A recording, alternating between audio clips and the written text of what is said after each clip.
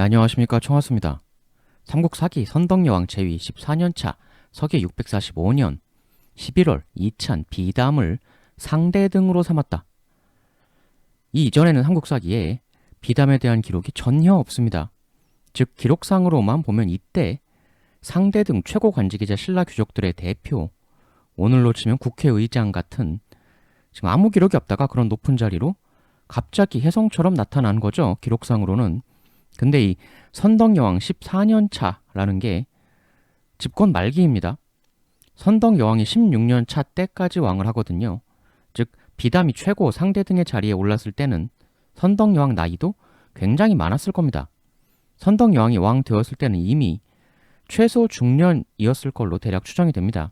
아버지 진평왕이 왕을 무려 50년 이상 했기 때문에 하물며 삼국사기에 덕만 선덕여왕이 장녀다 이렇게 나오거든요. 상대등 되기 이전에 비담이 이찬이었다고 나와요. 이찬은 진골이 할 수 있는 자리이기 때문에 비담 역시도 진골 귀족이었다는 걸 우리는 알 수가 있죠. 근데 이렇게 최고 자리에 오르고 불과 1년 2개월여 후 647년 1월 비담과 염종이 반역을 꾀하였다. 나라를 뒤엎겠다고 일어났어요. 염종이란 인물과 함께. 비담이라는 인물의 공식적 기록은 이게 다입니다. 상대등 되었다. 반란 일으켰다. 이거 두 개가 전부예요. 드라마나 영화에서 뭐 별의별 역할로 나오지만 전부 다 허구이고 실존 인물 비담의 실체적 진실은 철저히 베일에 쌓여 있는 건데 한번 추리를 해보죠. 그는 누구였으며 어떻게 신라 최고가 되었고 또 왜 선덕여왕에게 반기를 든 것인가.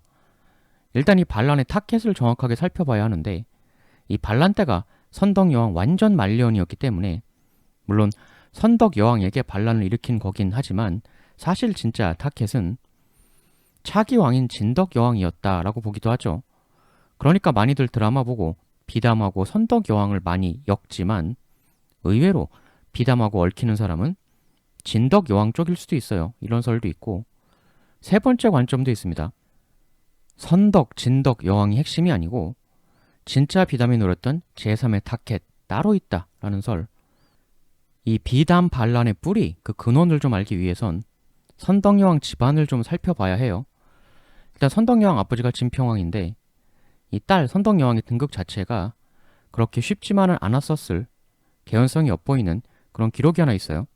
아버지 진평왕이 632년에 사망을 합니다. 그런데 그 사망 1년 전에 631년 5월 이찬 칠숙과 아찬 석품이 반란을 꾀하였다. 그러나 진평왕은 그것을 사전에 알아차리고 칠숙을 붙잡아 동쪽 시장에서 목을 베고 그의 구족을 멸하였다. 구족을 멸했다. 처참하게 최강으로 응징했다는 걸로 봐서 이 칠숙이라는 사람이 진평왕을 아예 시해하려고 생각했었던 게 아닌가. 맹렬한 분노의 반응 보인 진평왕이죠. 석품은 도망갔다. 도주한 석품은 백제 국경에 이르렀는데 부인과 자식을 보고 싶은 생각이 들었다. 하여 낮에는 숨고 밤에만 이동하여 돌아오다가 한 나무꾼을 만나게 되었는데 그에게 자신의 옷을 주고 나무꾼의 옷으로 갈아입은 후 몰래 집에 이르렀다. 그러나 거기서 붙잡혀 역시 처형되었다. 이들은 왜 반란을 일으켰는가? 그 이유가 삼국사기에 없어요. 그런데 이때는 진평왕 굉장히 말년인데 진평왕이 왕 생활만 50년 넘게 한 사람이기 때문에 이 난이 일어난 631년에는 나이가 상당히 많았을 거란 말이에요. 그렇기 때문에 이때 이 칠숙 석품의 난은 진평왕이 주 원인이 아니고 반역의 원인은 바로 차기 대권자 선덕여왕을 노리고 즉 선덕여왕이 차기 왕이 되는 것에 불만을 품고 일으킨 난이 아니겠느냐 라는 추정이 가능한데 일단 아버지 진평왕부터가 등극이 평범하진 않았습니다. 선덕여왕의 등극을 저지하려고 이들이 나선 건 일단 아버지의 이상한 등극, 그 업보적 여파가 아니겠느냐라고 보는 관점이 하나가 있어요. 일단 진평왕 이전 왕이 진지왕, 또 그 전 왕은 유명한 신라 정복왕 진흥왕. 근데 이들 관계가 이렇게 돼요. 진흥왕의 아들 동륜, 금륜, 진지왕 이렇게 있었는데 동륜이 형입니다. 그래서 이 동륜이 먼저 태자가 되죠. 근데 572년 3월 태자 동륜이 죽었다. 사륜왕 금륜은 시호가 진지대왕이고 왕비는 지도 4년간 나라를 다스렸는데 정치가 어지럽고 몹시 방탕하였다. 앞서 사량부 백성의 딸이 있었는데 몹시도 곱고 아름다워 당시에 도화랑이라 불렸다. 진지왕이 이 도화랑의 소문을 듣고 궁중으로 들어오게 해 같이 살려고 하였는데 그녀 말하길 자고로 여인은 두 남자를 섬기지 않는 법이라 하였습니다. 비록 천자의 위엄으로 하시는 말씀일지라도 남편이 있는데 다른 이에게 또 시집갈 수는 없는 일입니다. 그러자 진지왕은 이렇게 말했다. 만일 계속 거부할 시엔 죽이겠다면 어떻게 할 것이냐? 도화랑, 차라리 길거리에서 죽임을 당할지언정 저는 남편 외에 다른 남자를 따를 수는 없습니다. 그러자 진지왕은 장난스러운 목소리로 이렇게 말했다. 그럼 남편이 없다면 나랑 살 수 있겠느냐? 도화랑, 그렇다면 가능합니다. 이후 진지왕은 그녀를 보내주었다. 그 해에 진지왕은 폐위되고 죽었다. 진지왕이 왕에서 쫓겨났고 사망했다라는 거죠. 그리고 다음 왕은 이쪽 이 동륜의 아들 진평왕이 왕이 됩니다. 숙부 쫓아내고 왕이 된 셈인 거죠. 그리고 그로부터 2년이 흐르고 도화랑의 남편도 사망했다. 그렇게 도화랑의 남편이 사망한 날로부터 열흘이 지난 후에 갑자기 밤중에 진지왕이 살아있을 때와 똑같은 모습으로 도화랑의 방에 호련히 나타났다. 그러면서 도화랑에게 말하길 진지왕 홀령? 너는 예전에 분명히 남편이 없을 시에는 허락하겠다고 말했다. 그럼 이젠 괜찮겠느냐? 그러나 도화랑은 바로 허락하지 않고 부모님에게 의견을 물어보았다. 그러자 도화랑의 부모가 말하길 임금의 말씀이 아니냐? 그걸 어찌 피하겠는가? 그리고는 다시 도화랑을 자기 방으로 되돌아가게 하였다. 진지왕 홀령은 그 방에서 7일간 머물렀는데 늘 오색의 구름이 집을 덮었고 방 안에는 향기가 가득하였다. 그리고 일주일 후 진지왕이 사라졌다. 이 일이 있은 후 도화랑은 임신을 하였다. 달이 차 출산을 하려는데 천지가 진동을 하면서 남자아이가 나왔는데 그 아이의 이름을 비형이라고 하였다. 지금 이 내용상으로는 이 비형은 진지왕의 아들이다 이거예요. 근데 죽은 사람이 어떻게 홀령으로 와서 아이를 낳습니까? 이해는 안 되지만 일단 계속 보시죠. 지금 현재 왕 진평왕이 이 이상한 소문을 듣게 되었다. 비형 태어난 소문을. 그리하여 이 비형을 궁으로 데려다 길렀다. 그리고 나이 15살이 되었을 때 집사라는 벼슬을 주었다. 그런데 비형은 매일 밤이 되면 멀리 도망 나가서 놀다 오곤을 하였다. 진평왕이 용사 50명에게 지키도록 하였지만 매번 월성을 날아서 넘어가 가지고 서쪽 황천 언덕 위에 가서 귀신들을 거느리고 놀았다. 그것을 따라간 용사들이 숲속에 숨어서 엿보았는데 여러 절에서 울리는 새벽 종소리가 들리자 귀신들은 각기 흩어졌고 비형도 돌아오는 것이었다. 병사들은 이 같은 사실을 진평왕에게 보고했다. 그러자 진평왕 비형을 불러 말하길 네가 귀신들을 거느리고 논다는 이야기를 들었다. 그것이 사실이냐? 비형 그렇습니다. 진평왕 그러한가? 그게 사실이라면 네가 귀신들에게 지시하여 신원사 북쪽 개천에 다리를 하나 놓으라고 해보거라. 알겠습니다. 이에 비형은 왕명을 받들어 귀신들을 시켜 돌을 다듬어 불과 하룻밤 만에 큰 다리를 완성하였다. 그래서 그 다리를 이름하여 귀교 귀신다리라고 불렀다. 그걸 본 진평왕은 비형을 다시 불러 이렇게 말했다. 네가 거느리는 귀신들 중에 인간 세상에 나타나 조정을 도울 만한 자가 있겠느냐? 예, 길달이라는 자가 있습니다. 가히 나라를 도울 만한 자이옵니다. 그럼 네가 데리고 함께 오도록 해라. 다음날 비형이 길달을 데리고 왔다. 이에 진평왕이 집사벼슬을 주었는데 일을 시켜보니 과연 정직하고 충성스럽기가 매우 뛰어났다. 그 당시 각간 임종이 자식이 없었으므로 임종에게 길달을 양자로 삼게 하였다. 임종은 길달에게 흑륜사 남쪽에 문을 세우게 하고 그 문 위에서 자도록 지시했다. 하여 그 문은 길달문이라 불렸다. 그런데 나중에 그렇게 지내던 길달이 여우로 변하더니 도망을 갔다. 이에 비형이 귀신들을 시켜 길달을 잡아 죽였다. 이후 귀신들은 비형의 이름만 들어도 두려워하며 달아났다.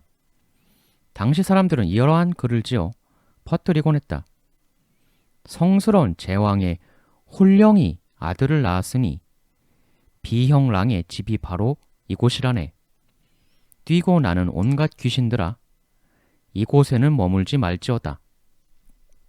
이후 이 글을 써 붙여서 귀신을 쫓는 풍속이 생겨나게 되었다. 지금 신라 백성들이 이야기하는 이 글을 보면 금륜 진지왕을 성스러운 제왕이라고 표현하고 있어요. 아까 삼국유사에서는 진지왕을 정치를 어지럽히고 방탕한 사람이라고 했는데 그래서 폐위시켰다. 쿠데타가 발생을 했었다는 얘기죠. 쿠데타 일으킨 세력이 진지왕 쫓아내고 선덕여왕의 아빠 진평왕을 왕에 앉힌 겁니다. 하지만 진지왕이 막장이었다는 그 쿠데타 세력들의 언론 플레이와는 달리 신라 백성들은 진지왕을 성스러운 제왕이라고 불러주었다. 그리고 그의 아들 비형을 마치 우리들을 지켜주는 수호신이다. 귀신을 능수능란하게 다루면서 우리들을 귀신으로부터 지켜주는 수호신이라고 여기고 있었단 얘기죠.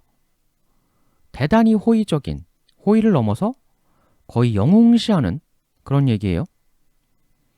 이런 걸 보면 마치 그런 게 아닌가 하는 추측마저 일부 들게 되는데 백성들에게 진지왕 아들이 이렇게 신격화되는 걸 봐서 혹시 진지왕이 쫓겨난 게 친백성, 친민중, 그러나 그게 기득권 귀족의 이익을 해하는 그런 정책을 펴다가 귀족들에게 쫓겨난 게 아닐까 라는 추측마저 들게 돼요. 성스러운 제왕이 나온 위대한 영웅이라고 백성들은 뭐 너무 이 부자 라인에 호의적이니까 어쩌면 비형이 귀신을 잘 다뤘다는 게 여기서 말하는 귀신이 그게 뭐 실제 귀신일 리는 없잖아요.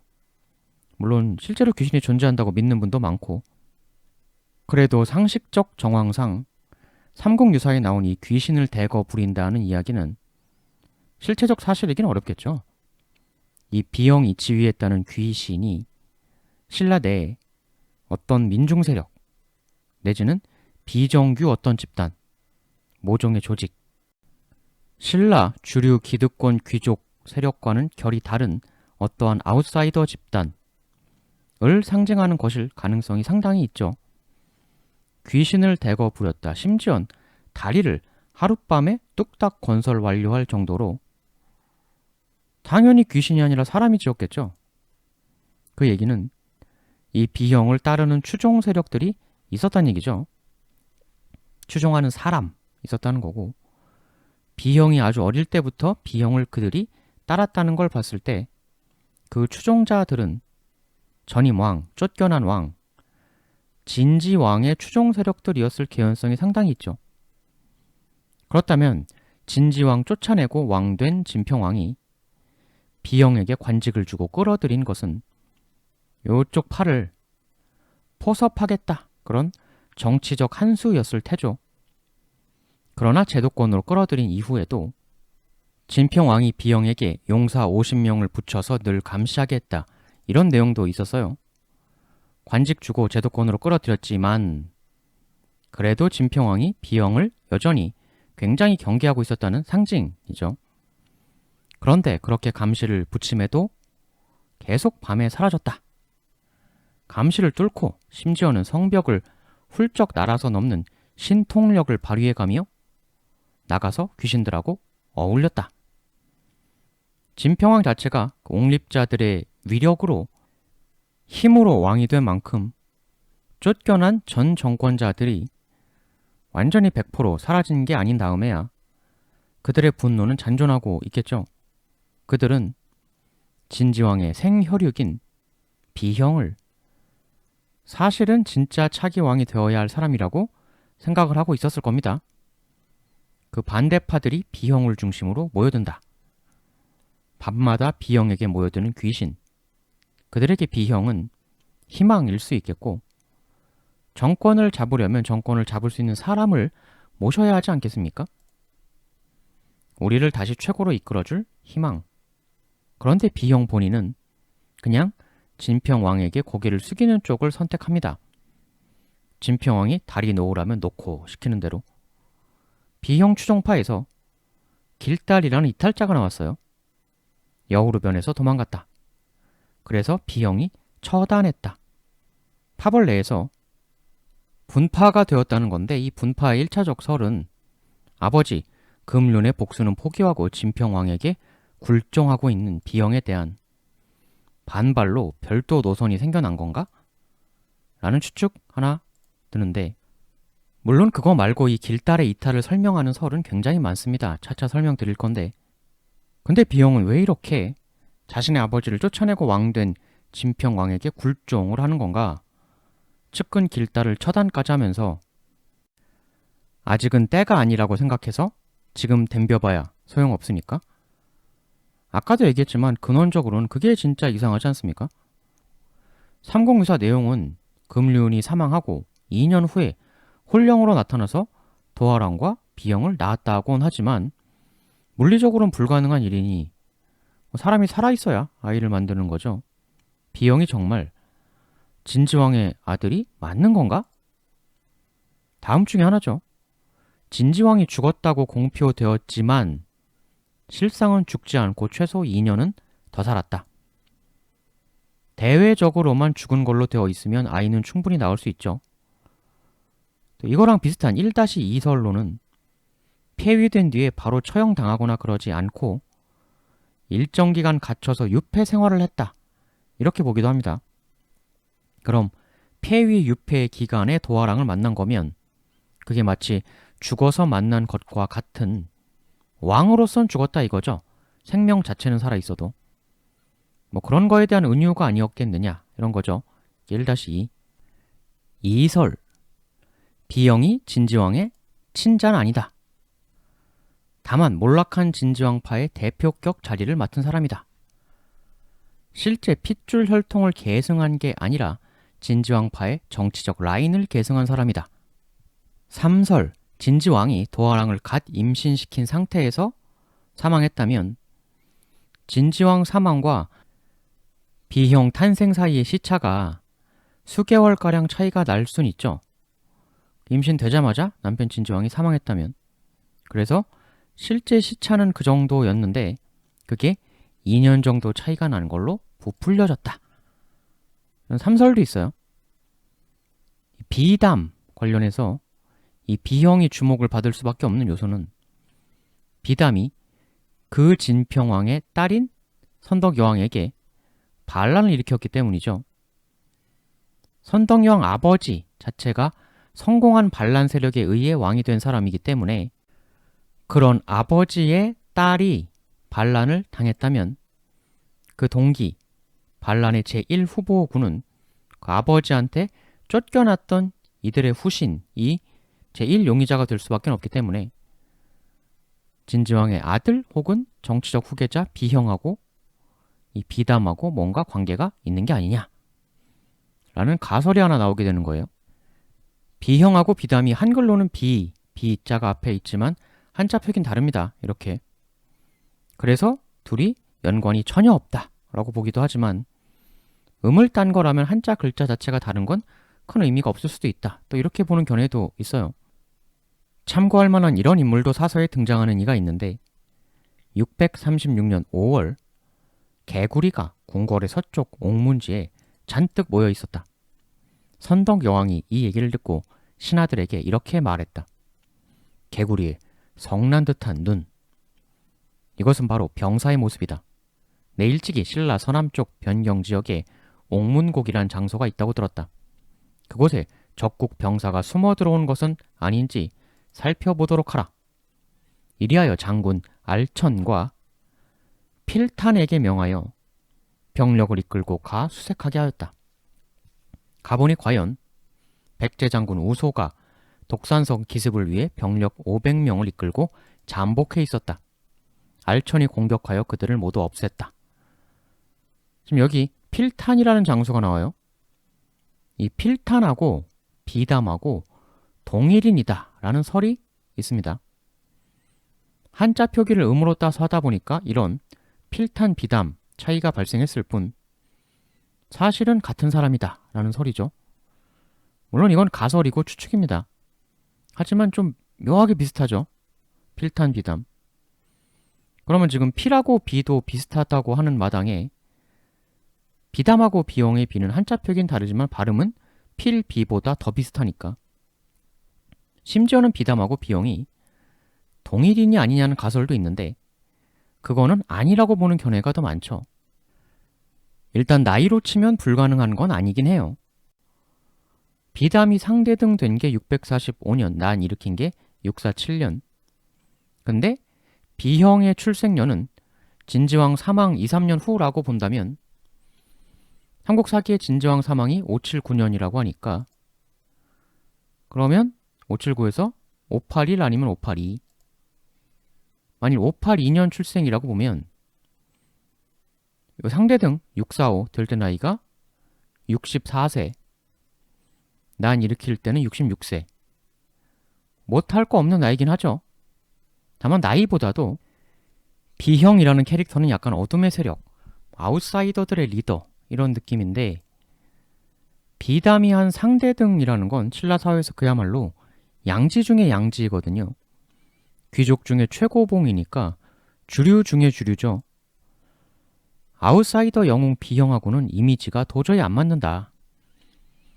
아무리 비형이 축출된 진지왕 아들 즉 진평왕, 선덕여왕 부녀에게 반감을 가질 만한 태생적 요소가 있는 사람이라고는 해도 그래서 선덕여왕에게 반기를 들었다는 그런 면에서 동기적으로 겹치는 부분이 있다고는 해도 상대등인 비담하고 비형을 엮는 건 좀 무리다 이렇게 보는 건데 다만 그럼에도 선덕여왕에게 반감을 가질 만한 계파, 라인상의 유사성이 있기에 혹시 아들인가? 라는 설도 있어요. 이 비형이 제도권에 들어와서 진평왕 양의 하에 새로운 좋은 가문 여인하고 결혼해서 아들 낳고 하면 근원적으로는 왕의 아들이니까 신라 주력에 인정받는 귀족이 다시 되는 건 충분히 가능한 일 아니냐 라는 설이죠. 부자 관계는 무리라고 하면 내지는 매우 가까운 친지? 아니면 그렇게 친척 관계는 전혀 아니지만 진지왕과 비형을 따랐던 그 추종파들을 정치적으로 비담이 흡수한 건가? 라고 보기도 해요. 이렇게 이 진지왕의 기묘한 아들인지 여부도 좀 묘한 이 비형하고 비담을 연계해보는 가설 1번이 있는데 근데 아니다. 정반대다. 비형하고 비담은 오히려 완전 반대의 대척점에 있는 사람들이다. 라고 보는 가설 2번도 있습니다. 이 신비의 비형랑 이 사람의 실체에 대해서 너무나도 유명한 그 사람을 지목하는 경우가 있어요. 실제로 이 금륜, 진지왕의 공식적인 아들이 있습니다. 삼국사기에 기재된. 누구냐? 바로 그 유명한 김용춘, 김용수라고도 하죠. 삼국사기 태종무열왕이 왕위에 올랐다. 이름은 김춘추이다. 진지왕의 아들인 이찬 김용춘, 김용수라고도 한다. 의 아들이다. 지금 진지왕, 김용춘, 김춘추 이렇게 간다는 얘기죠. 보시다시피 진지왕에게는 원래 오피셜, 공식, 진짜 친아들이 있었어요. 김용춘. 지금 여기 용춘은 용수라고도 한다. 이래서 용춘하고 용수는 같은 사람을 표기만 다르게 한 것이다 라고 일반적으로 많이 보죠. 이게 소위 정설인데 실제 그 춘하고 수 중에 실제보다 정확한 이름은 용수였을 것이다 라고 또 많이 봅니다. 근데 별개 인물이라는 설도 있어요. 그 얘기는 나중에 하고 엄청 큰 얘기라서 그건 또 별도로 하고 일단은 우리한테보다 익숙한 이름은 용춘이니까 용춘이라고 편의상하죠. 지금 진지왕의 공식적 친아들 용춘이 있기 때문에 삼국유사 진지왕의 숨은 아들이라는 이 비형이 사실은 김용춘이다 라는 설이 있는 거예요. 동일인이다. 아까 진평왕이 자신이 몰아낸 왕의 아들임에도 비형랑을 품어주지 않았습니까? 근데 여기 김용춘도 보면 입장을 마찬가지죠. 역시 쫓겨난 진지왕의 아들이니까.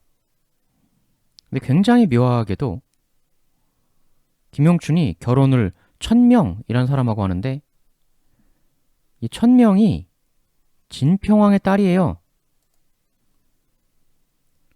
쫓아낸 전 왕의 아들에게 지금 내 딸을 시집 보낸 거죠. 그죠? 진평왕이 비형을 포섭한 것과 상당히 일맥상통하는 정황 아니냐. 그래서 바로 김용춘이 그 귀신을 잘 부리는 비형이었을 것이다 라는 설이 나오게 되는 거죠. 만일 비형하고 김용춘이 동일인이라면 근데 동일인이 설령 아니라고 하더라도 여튼 아버지는 같은 거 아닙니까? 삼국유사 내용을 믿는다면 동일인이 아니어도 최소 동부 형제이기는 한 거죠. 그럼 비형하고 용춘이 최소 같은 계보라면 비형과 비담은 같은 라인은커녕 정반대로 완전한 적 라인, 상극이 될 수 있어요. 왜 그러냐면 여기 김용춘 아들 김춘추가 그럼 비형하고 동일 계파 라인 되는 거 아닙니까? 친아버지거나 아니면 최소한 아버지의 동부 형제니까. 그런데 그런 김춘추의 영혼의 파트너 누굽니까? 김유신이죠.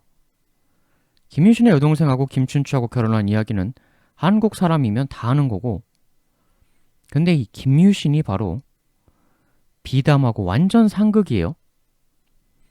비담의 난을 진압하러 나선 지휘관이 바로 김유신입니다. 따라서 비담의 난은 비담 vs 선덕 혹은 진덕여왕이기도 하거니와 비담 vs 김춘추 김유신이기도 하죠. 사서에 기록된 비담과 김유신의 승부는 매우 극적입니다. 삼국사기 647년 선덕여왕 말년, 진덕여왕 원년 대신 비담과 염종이 병사를 일으켜 여왕을 폐위시키려 하였다. 선덕여왕은 안에서 이를 막아내었다.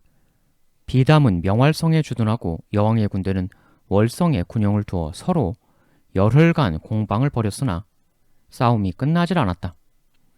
그러다가 한 밤중에 월성으로 별이 떨어졌다. 이걸 본 비담은 병사들에게 말하였다. 자고로 별이 떨어진 곳에는 꼭 피가 흐르는 일이 벌어지는 법이다. 여왕이 있는 곳에 별이 떨어졌다는 것은 바로 여왕이 피를 흘릴, 즉 여왕이 패망할 징조이다. 이에 비담 병사들의 환호성이 땅을 뒤흔들었다. 선덕 여왕은 이 말을 전해 듣고 두려워하며 어쩔 줄을 몰라 했다. 그러자 김유신이 선덕 여왕에게 이렇게 말했다. 자고로 기라고 흉한 것은 결코 미리 정해져 있는 것이 아닙니다. 길흉이란 오직 사람이 하기에 달린 것입니다. 저 노나라도 기린을 얻었다고 기뻐했지만 결국 쇠퇴하지 않았습니까? 요사스러운 것은 사람의 덕으로 물리칠 수 있는 법. 별의 변괴는 전혀 두려워하실 것이 없습니다. 대왕께서는 부디 근심하지 마소서. 이렇게 말하고 김유신은 허수아비를 만들어 거기에 불씨를 넣은 후 연에 매달아 날렸다. 그것은 마치 별이 하늘로 올라가는 것처럼 보였다. 그리고 김유신은 사람을 시켜 어젯밤 떨어진 별이 다시 하늘로 올라갔다라는 이야기를 널리 퍼뜨리게 하였다. 그리고 별이 떨어진 곳에서 백마를 잡아 제사를 지내며 이렇게 외쳤다. 나라의 도리는 임금은 높고 신하가 낮은 법인데 이것을 뒤집는 걸 어찌 옳다 하겠습니까?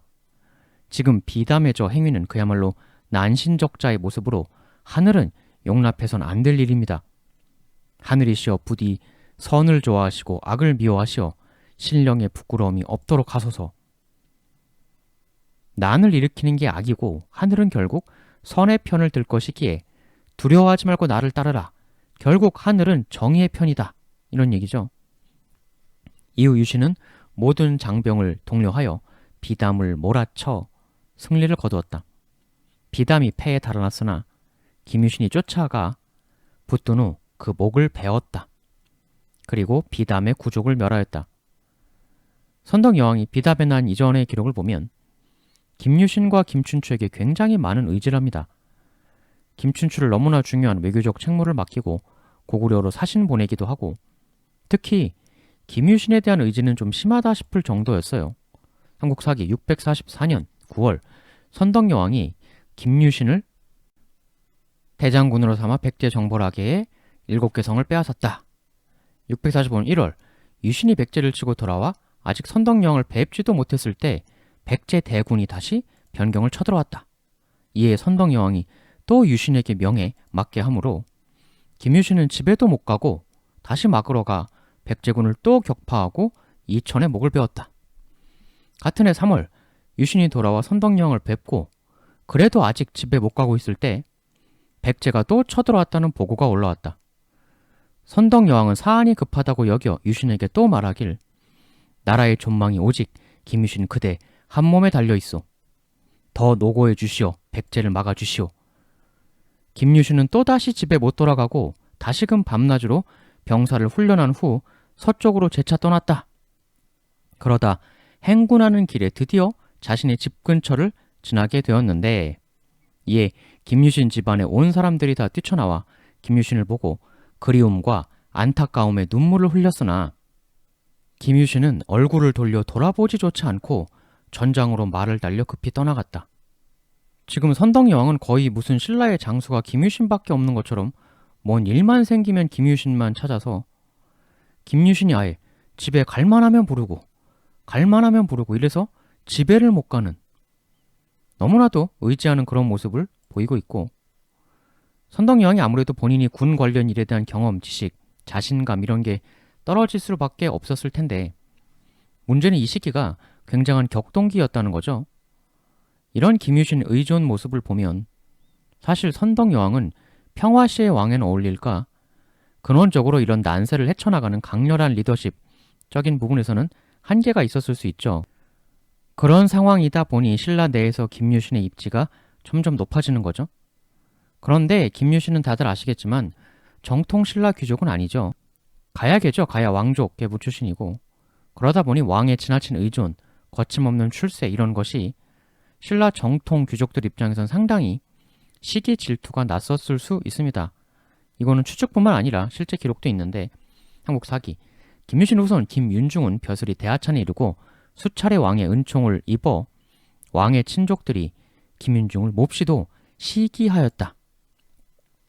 왕이 주연에 김윤중을 부르자 어떤 자 가나하길 지금 종친과 인척들 중에도 좋은 사람이 있는데 어찌 김윤중을 부르십니까? 보다 가까운 사람을 더 친하게 여기셔야 하는 거 아닙니까? 가야게 김윤중 말고 신라 정통 귀족하고 놀아야지 이런 얘기죠. 왕 말하길 지금 과인과 경들이 이렇게 편하게 지내는 것은 모두 김윤중의 조부 김유신공 덕분이다. 그걸 잊어서야 되겠는가? 이후 김윤중을 불러 가까운 자리에 앉게 하고 김유신공에 대한 이야기를 서로 나누었다. 그러니까 왕은 김유신계를 가까이 두려고 하고 근데 그걸 정통 귀족들은 싫어하고 이런 기록이죠. 그게 이때는 더 심했을 거예요. 당연히.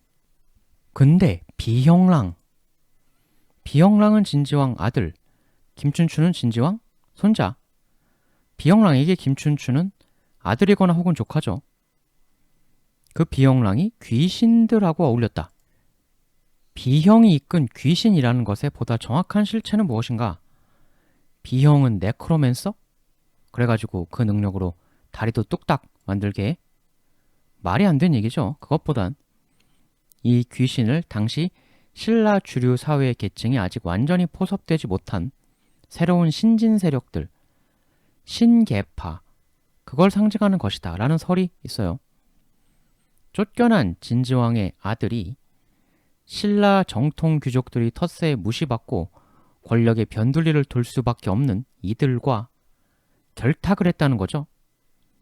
아버지가 왕 자리에서 비참하게 쫓겨났으니까 비형도 처지가 좋은 게 아니고, 신진 세력들은 역시 정통 귀족들한테 무시 배척받으니까 그런 아쉬움들이 서로 있기에 이 둘이 결탁을 한 것이다. 쫓겨난 구진지왕파 플러스 신흥 세력의 결탁. 그것이 비형랑 설화의 진정한 실체다. 이 신흥 세력에는 김유신 같은 유능한 가야계 일파도 포함이 되는 걸까?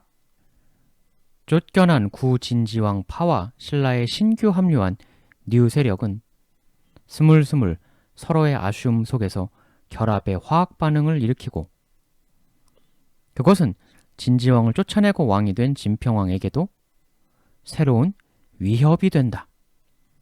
본인도 쿠데타 이후 왕이 된 만큼 쿠데타로 왕이 된 왕은 늘 자기 자신도 쿠데타 당하지 않을까 하는 불안감이 존재할 수밖에 없죠. 비형랑과 귀신들이 다리를 하룻밤만에 뚝딱 만들어냈다. 비형랑이 포섭하며 세력을 불리는 이 귀신들, 즉 신진 세력들이 매우 유능했다, 능력이 있었다 라는 걸 상징하는 것이 아니겠느냐. 마치 김유신이 엄청나게 유능했던 것처럼.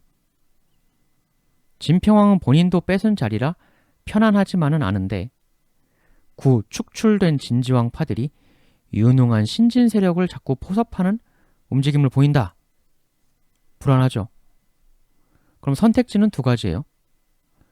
진지왕을 쫓아내는 것처럼 다시 한번 이들을 쳐부순다. 그게 아니면 화해의 손길을 내밀고 포섭한다. 둘 중에 하나는 무조건 해야 해요. 아무것도 안 하고 가만히 있는 거는 나 잡아 잡소 하는 거죠. 진평왕은 이 중에 2번을 택했다. 축출 진지왕의 아들 김용춘에게 자신의 딸 천명을 시집 보냈다. 이 포섭에 당연히 신라 정통 귀족들은 기분 나쁘죠. 왜? 신라에 들어온 지 얼마 안 되는 외부 출신 신규 세력과도 잘 어울리는 그쪽을 좋게 해주는 건 구정통 귀족에게는 못마땅한 일이었을 터. 당시 신라 언론을 주류로 쥐고 흔들던 건 아무래도 구정통 귀족들. 귀신이라는 게 사실 좋은 이미지는 아니죠. 좀 어둡고 스산한 그런 이미지 아닙니까? 언론을 쥐고 있는 주류 귀족들 입장에선 새롭게 신라에 들어와서 활동하는 이 신진 세력들이 정식 인간계의 테두리에 들어오지 않은 채 부유하는 마치 귀신 같은 그런 이미지로 느껴졌겠죠. 그래서 귀신이라고 상징화된 것이 아니냐. 정식 자기네들 주류 제도권이 아닌 곳에서 부유하는 귀신 같다. 그런데 이쪽에서도 역시 반발은 있었어요. 여우르변에서 도주한 길딸. 아까 길딸이 비형의 추천을 받아 관직에 들어가고 제도권에 포섭되고, 즉 더 이상 부유하는 귀신이 아닌 정식 사람이 되고, 그런데 신라 귀족 집안의 양자로도 보내주죠. 근데 이 귀족이 어떤 식으로 대우합니까? 임종은 길딸에게 명해 흑룡서 남쪽에 누문을 세우게 하고 밤마다 그 문 위에서 자도록 하였다. 이게 뭐예요 이게? 지금 집에서 잠도 안 재워주고 잠도 밖에서 자라. 무슨 잠을 문 위에서 자게 합니까? 양자면 그래도 아들인데 무슨 아들을 집에서 잠도 못 자게 해요. 이후 길딸이 여우르변에 도망갔다. 이거는 도망갈 법하죠. 누구라도 도망가죠 이건. 말만 양자라고 하지 아들로 인정도 안 해주는데. 아니 아들을 집 나가서 밖에서 문 위에서 자라. 이런 아빠가 어딨어요, 세상에. 신규 유입 세력과 기존 정통 귀족의 융합을 도모했으나 기존 정통 귀족은 이들을 여전히 무시했다. 무시당하면 열받는 거 당연한 거 아닙니까? 여우로 변했다. 사람이 열받으면 짐승이 되죠. 근데 이 귀족, 임종이란 사람, 임종 자체는 그래도 다른 귀족들보다는 신진 세력에 더 우호적이었을 수도 있어요. 양자로, 아들로 받아는 준 거 아닙니까? 진짜 강성 텃세 귀족이었으면 아예 양자로 받아들여주지 않았을 수도 있는 거니까. 그나마 오픈 마인드의 사람이었을 수도 있다. 길다리 도주한 것도 이게 꼭 반드시 임종 잘못이다 이렇게 단정할 순 없어요. 그냥 신라 사회 전체에 대한 불만이었을 수도 있는 거고. 임종이 무실한 건지 사회 전체가 무실한 건지 그건 알 수가 없는데 여하튼 비형 입장에서도 이건 굉장히 안타까운 일이죠. 길다리 자기 측근이었는데. 그러나 비형 랑은 짐승으로 변한 길다를 처단. 신라 귀족들의 무시로 발생하는 반발 그거를 억누르고 어떻게든 제도권에 포섭되는 길로 이끌고 갔다. 이거는 비형 랑이 귀신들, 신진 세력들 입장에서 진지왕 아들 비형 랑은 자신들을 신라 제도권 내로 보다 깊게 포섭될 수 있도록 해주는 존재, 때로는 힘으로 누르기도 하면서 그러나 융합되도록 도와도 주는, 애초에 길다를 추천한 게 비형이었으니까. 그런데 김춘추는 그랬던 비형랑의 아들 혹은 조카다. 그런 김춘추가 신진 세력 가야계의 라이징 스타 김유신의 여동생과 결혼한다. 굉장히 공교로운 일치이죠. 이 구도로 봤을 때는 딱 들어맞는 결혼입니다. 사실 김유신 여동생하고 김춘추의 결혼이 쉽지가 않았죠. 다들 아시지만. 불태워서 화형을 한 해 만에 대퍼포먼스를 하는데, 삼국유사 김유신은 도읍 안에 여동생 문희를 태워 죽이겠다고 소문을 내었다. 어느 날 선덕 여왕이 남산에 행차할 때 그때를 기다려 유신은 마당에 장작을 쌓고 불을 붙여 연기가 피어오르게 하였다. 선덕 여왕이 그것을 보고 무슨 연기냐고 묻자 주변 신하들이 아뢰길 아마도 유신이 그 누이 동생을 불태우려는 것 같습니다. 선덕 여왕, 대체 왜 그런단 말이냐? 그 누이 동생이 남편도 없이 임신해서 그런다고 합니다. 뭐? 그렇다면 그 임신은 누구의 소행인가? 그러자 당시 선덕 여왕 옆에서 모시고 있던 신하 중 김춘추가 있었는데 그의 얼굴색이 크게 변하였다. 그러자 선덕 여왕 말하길 춘추공 그대의 소행이로구나. 속히 가서 구하라. 이에 춘추가 말을 달려 화형을 멈추고 이후에 정식 결혼을 하였다. 김유신과 가야계가 신라 정통 귀족 사회에 받아들여지는 게 이만큼 힘들었다는 거죠. 텃세가 엄청났다는 상징인데 화형 퍼포먼스는 일종의 저항이고 주류 기득권들이 텃세에 대한 강력한 저항의 메시지예요. 마치 길다리 여우로 변한 것과 같은 맥락에 사람에서 여우로 변하고 도주하는 것도 저항이죠. 여동생을 화형해서 구하라는 명령을 내린 게 선덕 여왕이라는 것도 굉장한 상징성을 가지고 있는 것입니다. 선덕 여왕의 기록에 나온 그 엄청난 김유신 의지와도 맞물리는 거고, 그러나 김유신이 무시무시한 화형, 저항의 퍼포먼스를 해야 했을 정도로 텃세가 심했던 정통 귀족은 선덕 여왕의 그런 포섭 자세에 불만을 가질 수밖에 없고, 비담이 상대등이다. 상대등은 신라 귀족 중의 귀족, 그들의 대표죠. 비담이 선덕 여왕에게 반란을 일으켰다. 비담이 이쪽 신라 구기득권 정통 귀족의 대표주자 아니었겠느냐. 선덕 여왕 집권 말기 서서히 선덕의 힘이 빠져나갈 때 상대등이 되었고 본인도 진골 귀족이니까 남자 송골의 대가 끊겨서 선덕 여왕이 왕이 된 만큼 비담 본인이 내가 차기 왕을 하겠다 그랬었을 개연성도 크게 있죠. 자기가 왕을 하려고 했는데 진덕 여왕으로 차기가 결정나니까 대분노에서 반란, 대텃세를 부리던 구기득권, 강성 귀족은 비담 쪽에 붙고 김유신 등 신흥 세력 및 신흥 세력에게 오픈 마인드였던 정통 귀족들은 선덕, 진덕 중심으로 이렇게 서클을 이뤄서 한판 대승부를 벌이게 된다. 우선순위는 좀 다를 수 있죠.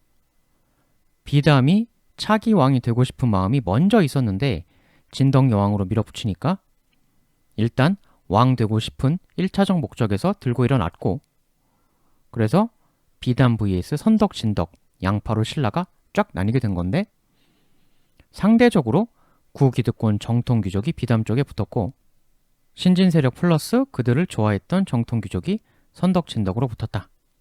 즉 비담 vs 진덕 여왕, 진덕 두 사람의 차기 왕권 대결 그게 일단 메인 테마였다. 그게 보다 우선순위였다. 이렇게 보는 관점이 있고 반대로 정통 귀족들이 비담을 앞세워서 들고 일어난 거다. 이렇게 보는 시선도 있어요. 뭐가 메인 테마냐 선후 관계는 다를 수가 있는데 여하튼 이 비담이란 인물은 드라마나 영화 같은 데서는 어둠의 세계에서 압력하는 반골 기질이 있는 인물인 것처럼 나오는 경우도 있지만 실상은 오히려 신라의 구주류 정통 귀족의 이익을 대변하는 귀족 대표 상대 등이 되었다는 것 자체가 그럴 개연성이 높을 수밖에 없는 인물이라는 거죠.